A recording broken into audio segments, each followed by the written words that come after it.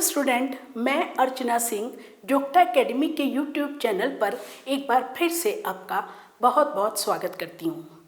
जैसा कि आप जानते हैं, हम हिंदी की सीरीज़ चला रहे हैं, यानी जोग्टा एकेडमी की तरफ से एक हिंदी की सीरीज़ चल रही है जिसमें हमने काफ़ी जो हमारे टॉपिक थे उनको कवर कर दिया था। और पिछली जो हमारी वीडियो थी उसमें हमने आपको अलंकार पढ़ाए थे। तो हमने आपको अलंकार के एक भेद पढ़ाए थे। आज का जो हमारा विषय रहेगा वो रहेगा अर्थालंकार। जो हमारे शब्दालंकार हैं वो हम पढ़ा चुके हैं आपको अपनी पिछले वीडियो में। तो अलंकार क्या है ये भी आपको बता दिया था, एक बार फिर से बता देते हैं कि काव्य के सौंदर्य को बढ़ाने वाले जो तत्व होते हैं वो हमारे अलंकार कहलाते हैं। अलंकारों के प्रयोग से हमारा जो काव्य है उसका सौंदर्य बढ़ जाता है। अलंकार के भेद हैं शब्दालंकार और अर्थालंकार। शब्दालंकार के 5 भेद हैं अनुप्रास, यमक, श्लेष, पुनरोक्ति, प्रकाश और वक्रोक्ति। ये हम आपको पिछली वीडियो में पढ़ा चुके हैं, बता चुके हैं। आज का जो हमारा विषय रहेगा वो रहेगा अर्थालंकार। अर्थालंकार में उपमा, रूपक, उत्प्रेक्षा, मानवीकरण, अतिशोक्ति और दृष्टांत। तो आइए वीडियो शुरू करते हैं। तो अर्थालंकार आज हम आपको बताएंगे, पढ़ाएंगे, इस पर चर्चा करेंगे। काव्य में अर्थ के द्वारा चमत्कार, यानी जब काव्य में अर्थ के माध्यम से या काव्य का अर्थ निकलने पर जब हमें चमत्कार पता चलता है या हमें उसके सौंदर्य का पता चलता है, तब वहाँ पर हमारे अर्थालंकार होते हैं। अर्थालंकार में सबसे पहला जो अलंकार है वो आपका है उपमा। जब किसी वस्तु या व्यक्ति की समानता किसी दूसरे व्यक्ति या वस्तु से की जाए तो उपमा अलंकार होता है। अब ये तो हमारी परिभाषा है, बहुत सरल तरीके में अगर आपको समझाएं तो इसमें तुलना होती है। और किसकी होती है? 2 व्यक्तियों की होती है, 2 वस्तुओं की होती है। अब जो हमारे पास व्यक्ति या वस्तु हैं जिसके साथ तुलना की जा रही है, ये होते हैं उपमेय और उपमान। उपमेय वो व्यक्ति या वस्तु होती है जिसकी हम तुलना करते हैं। उपमान वो होता है, वो कहलाता है जिसके साथ हम तुलना करते हैं। आपको उदाहरण से बताते हैं कि मान लीजिए हम कह रहे हैं कि राधा का मुख चांद के समान है, तो यहाँ पे हम किसकी तुलना कर रहे हैं? राधा के मुख की। तो वो हमारा क्या हुआ? उपमेय। और किसके साथ हम तुलना कर रहे हैं? चांद के साथ। तो चांद हमारा क्या हुआ? उपमान। तो उपमेय और उपमान में समानता या तुलना प्रकट की जाती है। उदाहरण से समझ लेते हैं। पीपर पात सरिस मन डोले। अब यहाँ पर पीपल का पत्ता, मन डोलना, ये सरिस मीन्स जैसे कि पीपल के पत्ते के समान मन डोल रहा है। तो यहाँ पर किसकी तुलना की जा रही है? मन डोलने की तुलना पीपल के पत्ते से की जा रही है। तो पीपल का पत्ता क्या हुआ? उपमान। और जो मन है वो क्या हुआ? उपमेय। वह दीप शिखा सी शांत भाव में लीन। दीप शिखा, दीप शिखा कहते हैं लौ को, दीपक की जो लौ होती है उसे कहते हैं।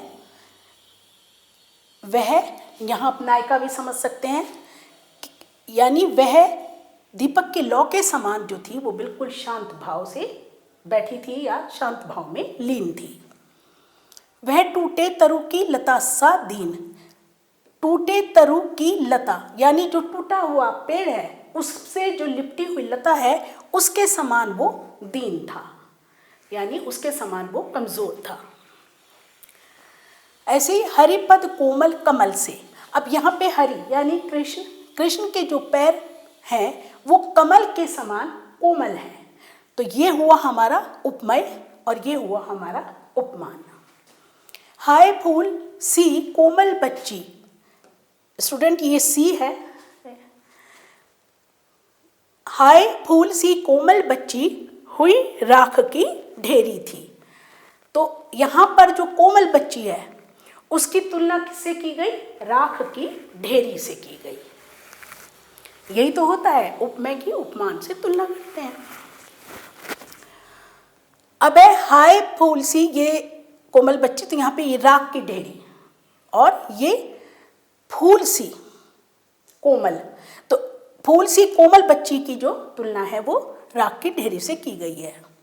तब तो बहता समय शिलासा जम जाएगा, बहते हुए समय को जमी हुई शिला के साथ समानता प्रकट की गई है या तुलना की गई है। वह देखिए अरविंद से शिशु वृंद कैसे सो रहे, यानी यहाँ पर शिशु वृंद यानी छोटे बच्चे, उनका समूह, अरविंद कमल यानी छोटे बच्चे कमल के समान जो हैं वो सो रहे हैं। निकल रही थी मर्म वेदना करुणा विकल कहानी सी। अब जैसे यहाँ पर जो मर्म वेदना है, यहाँ पे मर्म वेदना करुणा विकल कहानी सी, यानी करुणा से देने वाली जो विकल करने वाली ऐसी कहानी जो विकल भी कर रही है और जिसमें करुणा भी है, उसके समान ये है। फूलों सा चेहरा तेरा कलियों सी मुस्कान है। अब फूलों सा चेहरा, तो जो चेहरा है उसकी तुलना किससे की गई है? फूलों से। और मुस्कान की तुलना किससे की गई है? कलियों से। उपमेय की जो तुलना है वो उपमान से की गई है। तो फूलों सा चेहरा, तो यहाँ पे जो चेहरा है और ये फूल है, यहाँ पर तुलना हुई है चेहरे की किसके साथ? फूल के साथ। एक छोटा सा टिप्स आपको दे देते हैं कि ये जो हमारा उपमा अलंकार होता है, इसमें सी, सा, जैसे, सम, सरिस, इस तरह के शब्द जो हैं वो आते हैं। और एक ये यहाँ पर जैसे एक इस तरह से छोटा सा निशान भी होता है, ये कहीं कहीं पर होता है। जैसे यहाँ पर देखिए अरविंद से, तो ये देखिए छोटा सा निशान भी है। लेकिन सी, सा, जैसे, सम, सरिस, सम, ये जो शब्द हैं ये तुलना या समानता को प्रकट करते हैं। तो उपमा अलंकार में ये शब्द हमारे आते हैं। अब है रूपक अलंकार। अब वहाँ पर तो हमने उपमेय और उपमान में समानता की थी, यानी तुलना की थी। जो रूपक होता है इसमें तुलना नहीं करते, इसमें उपमान को ही उपमेय का रूप दे देते हैं। यानी किस वस्तु की तुलना कर रहे हैं ये नहीं होता, जिस वस्तु की हम बात कर रहे हैं और जिसके साथ बात कर रहे हैं उस वस्तु को उसका रूप दे देते हैं। तभी यहाँ पर लिखा है कि उपमान को उपमेय का रूप दे देते हैं। अब जैसे हमने पिछले वीडियो में भी ये उदाहरण आपको बताया था कि मान लीजिए राधा का मुख चांद है, तो हम मुख की तुलना कर रहे हैं यहाँ पर किसके साथ? चांद के साथ। यानी चांद हमारा क्या हुआ? उपमान हुआ। हम ये ना कह के कि उसका राधा का मुख जो है वो चांद के समान है, ये ना कह के हम कहेंगे राधा का मुख चांद है, तो हमने उपमेय उपमान जो है उसी को उपमेय बना दिया है। यानी दोनों में कोई फर्क नहीं रहता, उसका रूप दे देते हैं। जैसे जलता है जीवन पतंग। अब यहाँ पर जीवन उपमेय है हमारा और पतंग उपमान है।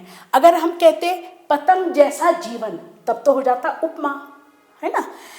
लेकिन यहाँ पर जीवन को ही पतंग का रूप दे दिया गया है, तो यहाँ पर हमारा रूपक अलंकार है।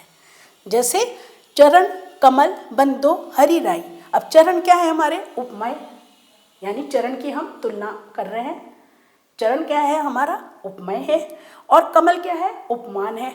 तो हमने क्या करा, ये चरण जो उपमेय है इसे हमने कमल ही बना दिया है, कमल का रूप दे दिया है, तुलना नहीं करी, सीधे कमल ही बता दिया है। अब इसका अर्थ भी है कि चरण कमल यानी जो चरण कमल है उन हरि के यानी कृष्ण के उनकी वंदना करते हैं। आए महंत बसंत।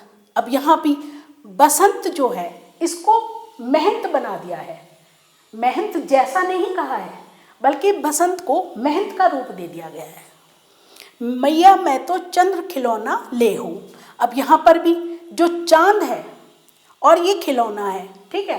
तो जो खिलौना है उसे चांद ही बना दिया है, तुलना नहीं की, सीधे उसको खिलौने को चांद का रूप दे दिया है, कि चांद का खिलौना चाहिए मुझे। ऐसे ही मन का फेर, पायो जी मैंने राम रतन धन पायो। अब पायो जी, मीरा की पंक्तियां हैं ये, पायो जी मैंने राम रतन धन पायो, यानी मैंने राम रतन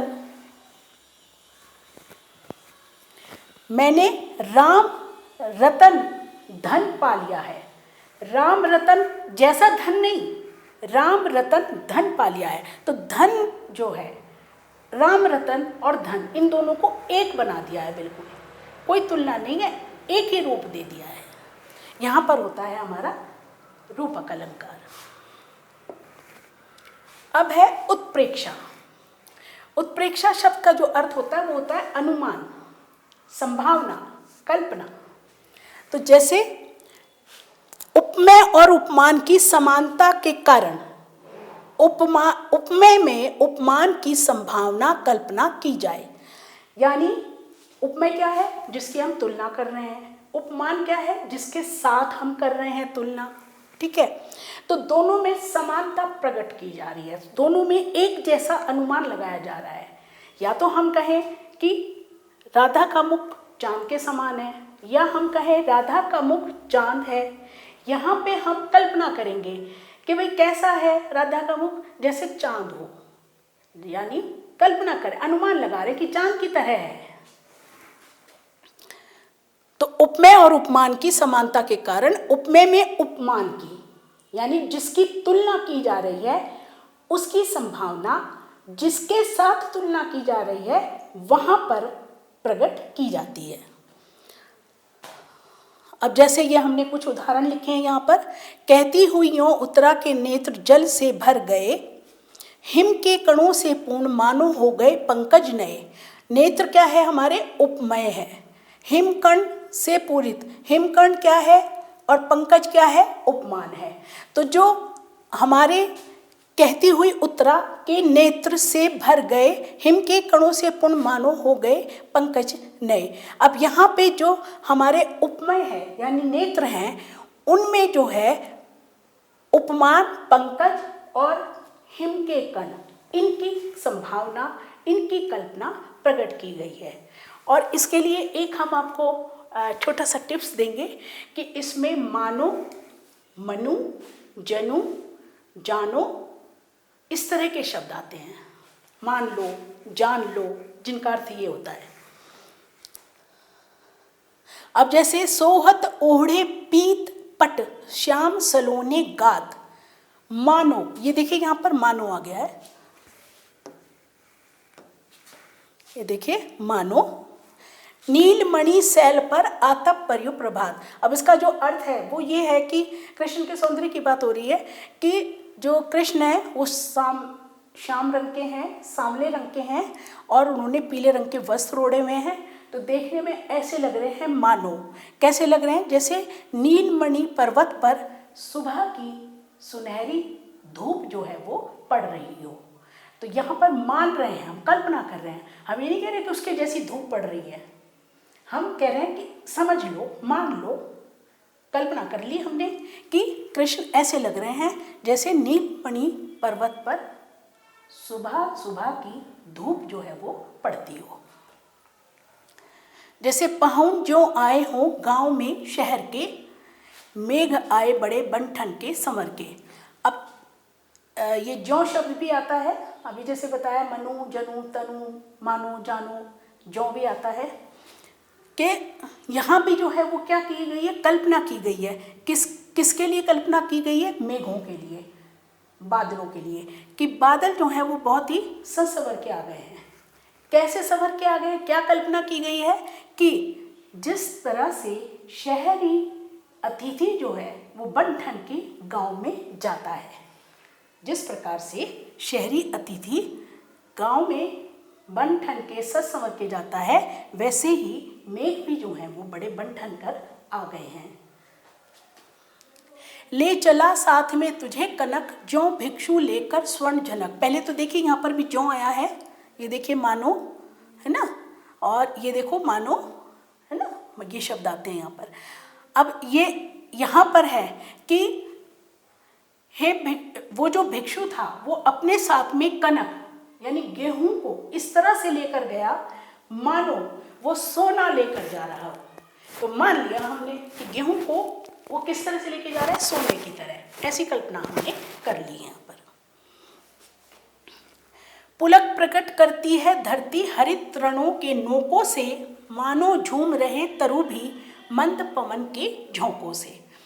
अब ये कह रहे कि जो तृण हैं यानी तिनके हैं, हरे हरे घास के तिनके हैं, वो हिल रहे हैं और ऐसा लग रहा है कि धरती जो है वो पुलक रही है यानी प्रसन्न हो रही है।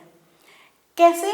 मानो झूम रहे तरु भी, मान लो इस तरह से मान लो जैसे कि जो पेड़ हैं वो भी मंद पवन के झोंकों से यानी हल्की हल्की हवा के झोंकों से हिल रहे हों। तो यहाँ भी मान लिया गया है, कल्पना कर ली गई है। तुम तो कालू हाँकु जनु लावा, अभी बताया ना, मनु जनु तनु टानु मानो, इस तरह के शब्द आते हैं। तो तुम तो कालू हाँकु जनु लावा, कि तुम, मुझे ऐसा जान पड़ रहा है मानो तुम, काल काल मतलब मृत्यु, कि मुझे ऐसा जान पड़ रहा है कि तुम जो है वो मेरी मृत्यु को हाँक लगा लगा कर बुला रहे हो। हाँक मतलब आवाज देकर, आवाज दे देकर तुम मेरी मृत्यु को बुला रहे हो। तो जहां पर उपमेय और उपमान की समानता के कारण उपमेय में उपमान की कल्पना या संभावना प्रकट की जाती है, वहां पर हमारा होता है उत्प्रेक्षा अलंकार। अब है हमारा मानवीकरण। मानवीकरण अलंकार, मानव शब्द आपको पता है, मनुष्य। तो जहां पर जड़ वस्तुओं को, अब जड़ वस्तु क्या है, हमारी प्रकृति है ना, नदी पेड़ पौधे ये सब, रात दिन सूरज, मतलब जहां पर प्रकृति को या जड़ वस्तु को मानव की तरह व्यवहार करते हुए दिखाया जाता है। हमें ऐसा लगता है कि जितनी भी हमारी जड़ वस्तुएं हैं जिनमें प्राण नहीं है वो मानव की तरह व्यवहार कर रहे हैं, यानी उनको मानव बना दिया जाता है। जड़ वस्तुओं को मानव की तरह प्रस्तुत किया जाता है और मानव की ही तरह उनको व्यवहार करते हुए दिखाया जाता है। वहाँ पर आपका मानवीकरण अलंकार होता है।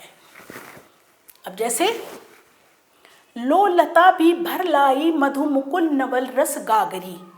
अब यहाँ पे वो कह रहे हैं कि देखो लता भी जो है वो नवल रस की गगरी को भरकर ले आई है।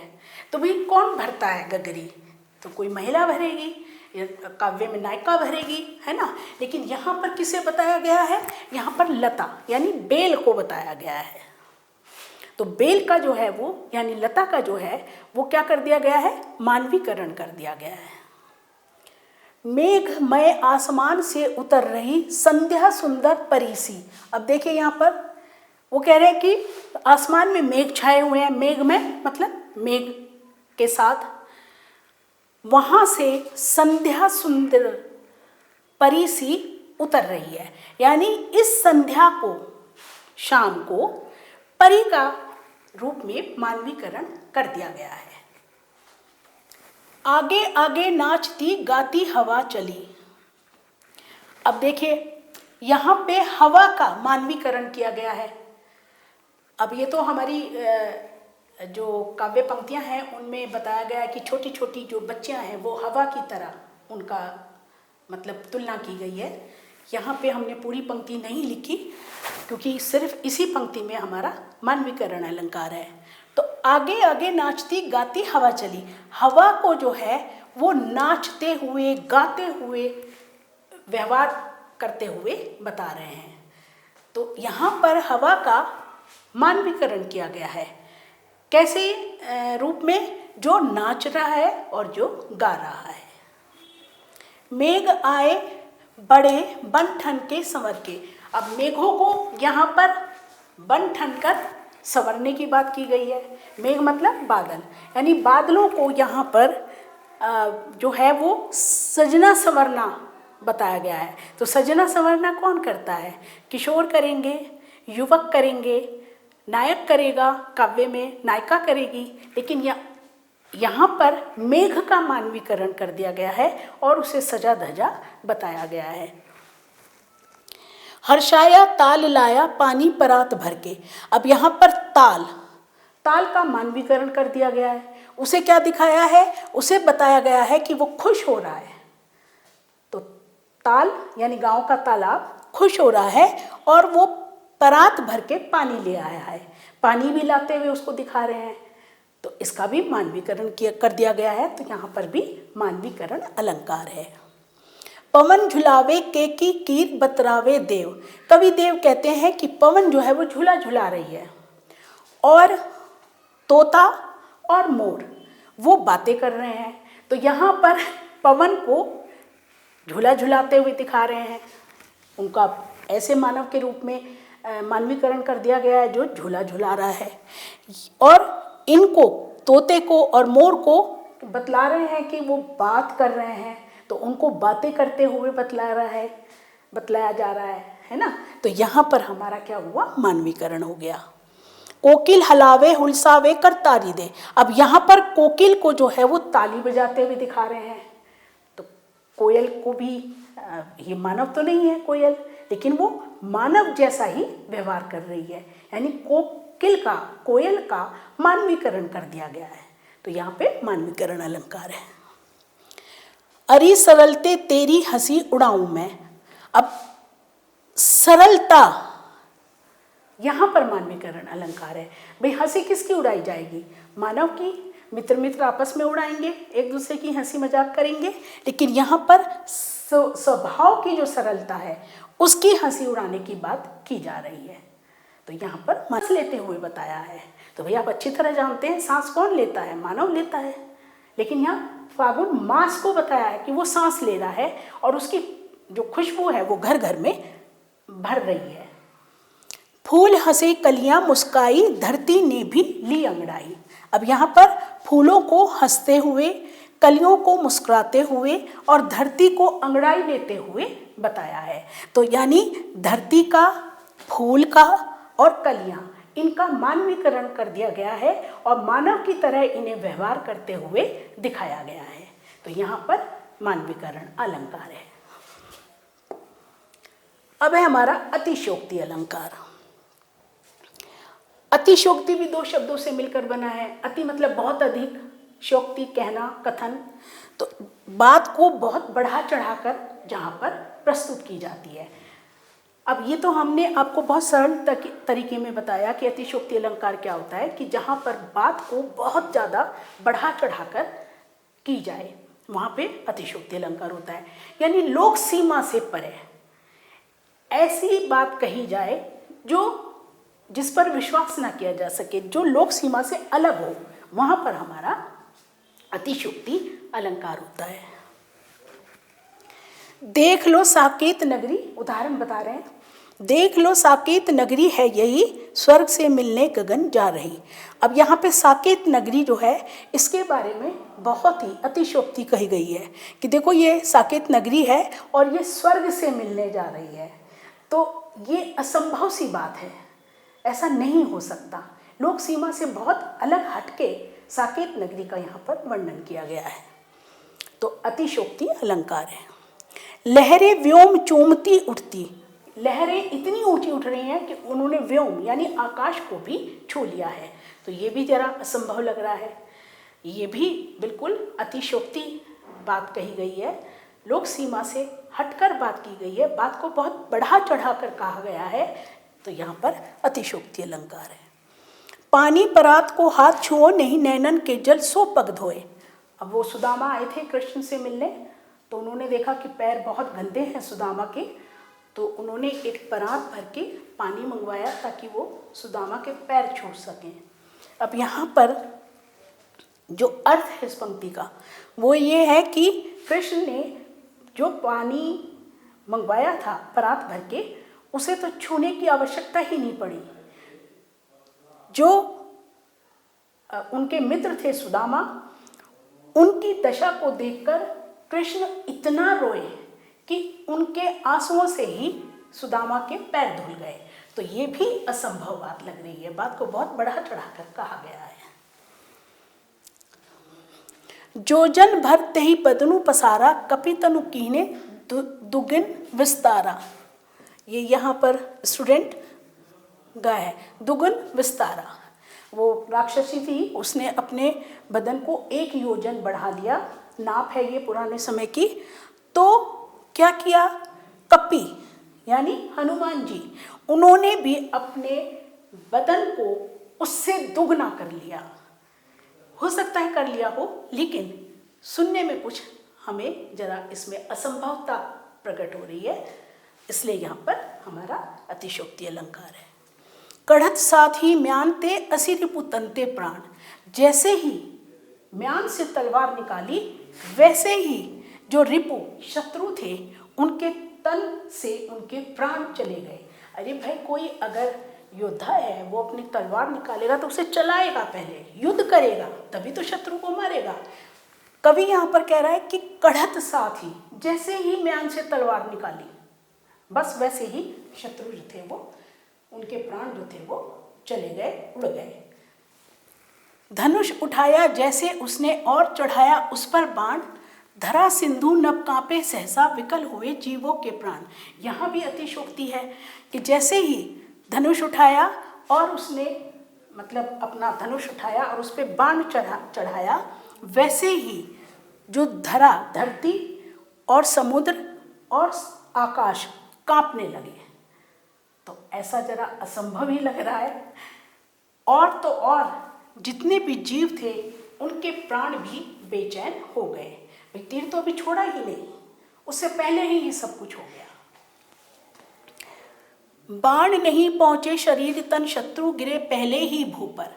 अभी बाण शत्रु के तन पर लगा भी नहीं जाकर, लेकिन उससे पहले ही शत्रु जो थे वो भूमि पर गिर पड़े। भाई, बाण लगा और शत्रु गिर गए तो बात ठीक है। कवि यहाँ पे कह रहा है कि बाण तो अभी पहुंचे ही नहीं, यानी लगे ही नहीं, लेकिन फिर भी जो शत्रु थे वो पृथ्वी पर गिर पड़े। छुवत टूट रघुपति ही न दोषु, बिनु मुनि बिनु काज करई कत रोषु। यहाँ पे लक्ष्मण जी कह रहे हैं परशुराम को कि जैसे ही राम ने धनुष को छुआ वो वैसे ही टूट गया।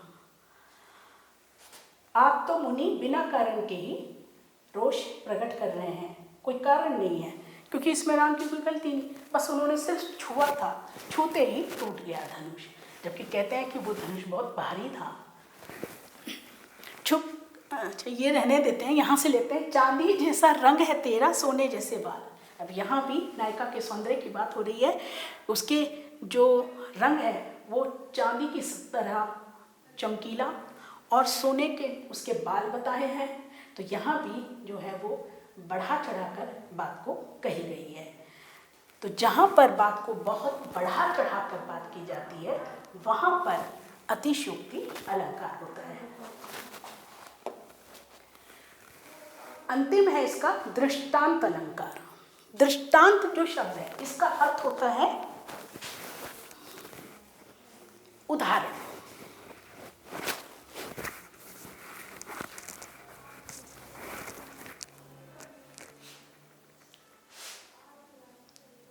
दृष्टांत जो शब्द होता है इसका अर्थ होता है उदाहरण। तो जब कवि अपनी बात को समझाने के लिए कोई उदाहरण प्रस्तुत करता है वहां पे दृष्टांत अलंकार होता है। अब देखिए, जैसे मनुष्य जन्म दुर्लभ अहे होए न दूजी बार, पक्का फल जो गिरी परा बहुरी न तारे बहुरी न लागे दार, यानी दोबारा। तो अब कवि ये कहना चाह रहा है कि भाई जो मनुष्य का जन्म है वो एक ही बार मिलता है, बार बार नहीं मिलता। अब अपनी बात को समझाने के लिए वो नीचे वाली पंक्ति में उदाहरण दे रहा है। कैसे कि जिस प्रकार से जो पका हुआ फल है वो एक बार डाल से नीचे गिर जाता है तो फिर जाके दोबारा डाल पर नहीं लगता। तो अपनी बात को उसने समझाने के लिए यहाँ पर पके हुए फल का दृष्टांत हमारे सामने रखा है, यानी उदाहरण दिया है। कन कन जोरे मन जुरे खावत निबरे सोए, बूंद बूंद ते घट भरे टपकत रीतो होए। अब ये भी कि छोटे छोटे एक एक कण जोड़ लेंगे हम तो हमारे पास एक मन अनाज हो जाएगा या बहुत सारा अनाज हो जाएगा, या कुछ भी हम एक एक बूंद भी अगर हम भरें तो हमारे पास बहुत सारा पानी जो है वो हो जाएगा, हमारा जो मटका है, घड़ा है, वो भर जाएगा। ये बात उसने हमें बतानी चाहिए। और उदाहरण क्या दिया कि बूंद बूंद ते घट भरे टपकत रीतो होए, कि जिस प्रकार से एक एक बूंद से पूरा घड़ा भर जाता है और टपकने पर एक एक बूंद से ही नीचे गिरती है और वो जो घड़ा है खाली हो जाता है। ठीक उसी प्रकार से अगर हम कण कण जोड़ें तो हमारे पास बहुत सारा अनाज जो है वो जुड़ जाएगा। अब है कुल ही प्रकाशे एक सुत नाही अनेक सुत निंद, चंद एक सब तम हरे नहीं ठडगन के वृंद। अब वो कहता है कि कुल के प्रकाश के लिए, यानी कुल का मान सम्मान बढ़ाने के लिए एक ही पुत्र काफ़ी है, बहुत पुत्रों की आवश्यकता नहीं होती। एक पुत्र है वही काबिल है, योग्य है, तो वो भी घर का प्रकाश ही बन जाएगा। अब क्या उदाहरण दे रहा है कि चंद एक सब तम हरे, कि एक ही चांद होता है जो रात का अंधेरा हर लेता है और चांदनी कर देता है।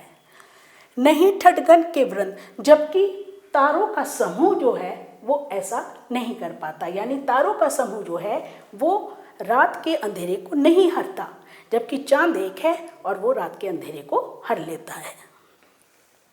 बिगड़ी बात बने नहीं साख करे किन कोय, रैमन फाटे दूध को मथे न माखन हुए। अब यहाँ पे क्या बताना चाह रहा है कवि हमें कि भाई अगर बिगड़ी बात है तो उसे बना लेनी चाहिए। मान लीजिए आपकी अनबन हो गई है किसी से तो उसको बना लेनी चाहिए। अब वो इसके लिए क्या उदाहरण दे रहा है कि एक बार अगर बिगड़ी बात मतलब बिगड़ जाए, बिगड़ी बात बने नहीं साख करो किन कोय। आप कितनी भी प्रयास कर लीजिए, अगर एक बार बात बिगड़ जाए तो आप कितना भी प्रयास कर लीजिए वो फिर नहीं बनती है। कैसे? जैसे कि रहीमदास जी कह रहे हैं ये कि फाटे दूध को मथे न माखन होए। जिस तरह से फटे हुए दूध को मथने पर बार बार मथते रहो, कितना ही मथते रहो, फटा हुआ दूध है अगर और उसे आप मथ रहे हैं तो उसमें से मक्खन नहीं निकलेगा। उसी प्रकार अगर एक बार बात बिगड़ गई तो फिर वो बात कभी भी नहीं बनती। ऐसे ही रहीमन धागा प्रेम का मद्दी जो चटकाए, टूटे से फिर ना जुड़े, जुड़े गांठ पड़ जाए। अब यहाँ भी कह रहे हैं कि प्रेम के धागे को अगर एक बार चटक जाए, टूट जाए, तो फिर जो है उसमें गांठ पड़ जाती है, मतलब जुड़ता नहीं है। और अगर जुड़े भी तो उसके बीच में क्या है, गांठ पड़ जाएगी। कहना हमको क्या चाह रहा है उदाहरण देकर कि भाई इसी प्रकार हमारे संबंध होते हैं, एक बार खराब हो जाएं फिर जुड़ भी जाएं लेकिन मन में कड़वाहट जो है वो बनी रहती है। पुरनी पात रहत जल भीतर तारस देहना पागी। अब यहाँ पे वो क्या कह रहे हैं, सूरदास जी की पंक्ति है ये। वो कह रहे हैं कि उद्धव को कह रहे हैं कि मतलब जो सूरदास जी हैं उन्होंने ये पंक्तियाँ लिखी हैं, कह गोपी रही है कि किसको, उद्धव को, कि तुम तो उस पुरानी पात कमल के पत्ते के समान हो। अपना उदाहरण देकर वो अपनी बात को समझा रही हैं कि तुम उस कमल के पत्ते के समान हो जो जल में रहता है, जल के भीतर रहता है, लेकिन उस पर जल का कोई भी प्रभाव नहीं पड़ता। अब बात वो क्या कहना चाह रही है, उद्धव से कह रही है कि तुम भी ऐसे ही हो, कृष्ण के साथ रहते हो, लेकिन कृष्ण के अलौकिक सौंदर्य पर तुम्हारा रूप, जो उनका रूप था, तुम्हारी जो दृष्टि थी वो उनके रूप पर नहीं पड़ी है। करत करत अभ्यास के जड़मती होत सुजान, रसरी आवत जात ते सिलते पड़े निशान। अब वो यहाँ पर अभ्यास का हमें बताना चाह रहा है कि अभ्यास कितनी बड़ी चीज़ होती है, उससे जो है कैसे हम कितने सुजान बन जाते हैं, कितने हम बुद्धिमान बन जाते हैं। कि बार बार अभ्यास करने से जड़मती यानी मूर्ख आदमी भी जो है वो बुद्धिमान हो जाता है। अब उसने अपना ये बात समझाने के लिए हमको ये उदाहरण दिया, रसरी आवत जात ते सिलते पड़े निशान।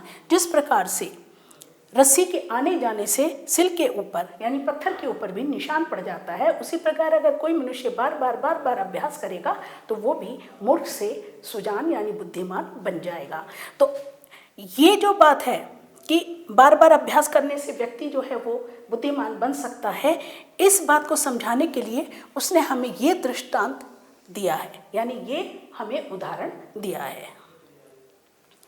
रहीमन असवा नयन ढरी जिये दुख प्रकट करई, जाहि निकातो गेहते कसने भेद कही देई। अब ऐसे ही रहीमदास जी कह रहे हैं कि जो अपने हृदय की बात है वो अपने हृदय में ही रखनी चाहिए, उसको बाहर निकालने का कोई फायदा नहीं है। कैसे? जैसे ही हमारी आंख से आंसू नीचे गिरते हैं वैसे ही जो हमारे हृदय का दुख है वो अपने आप ही प्रकट हो जाता है। तो हमें अपने दुख को किसी को बताना नहीं चाहिए। तो असवा नयन ढरी, यहाँ पर हमारा क्या है दृष्टांत उसने इस रूप में हमारे सामने प्रस्तुत किया है। तो जहाँ पर कवि अपनी बात को समझाता है और फिर उसके लिए कोई उदाहरण प्रस्तुत करता है, इसमें ज़्यादातर पहले समझाया जाता है कि वो क्या कहना चाह रहा है पहली पंक्ति में, और दूसरी पंक्ति में वो उसका उदाहरण प्रस्तुत करता है, वहाँ पर हमारा दृष्टांत अलंकार होता है। तो स्टूडेंट, ये हमने आपको पढ़ाए हैं अलंकार, और अगर आपको वीडियो अच्छी लगी हो तो इसको लाइक कीजिए, कमेंट्स कीजिए, चैनल को सब्सक्राइब कीजिए। मिलते हैं एक नई वीडियो में। जब तक हमारी नई वीडियो आती है तब तक के लिए अर्चना सिंह को दीजिए अनुमति। नमस्कार।